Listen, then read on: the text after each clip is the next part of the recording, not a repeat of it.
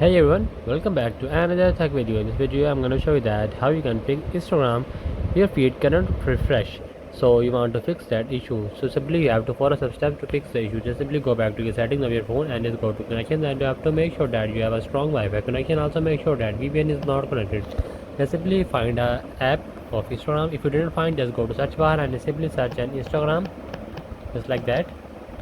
And just simply search Instagram and just go to the Instagram app info and just scroll down and just find a storage. Just tap on a storage and just clear the cache from here, also clear the data from here, and again log in your account on your Instagram. If you didn't fix that issue, just simply tap on Instagram and just tap.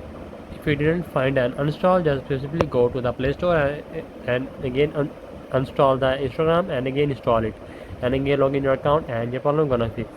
So that's the video. Make sure you like our video and subscribe our channel for more tech related videos.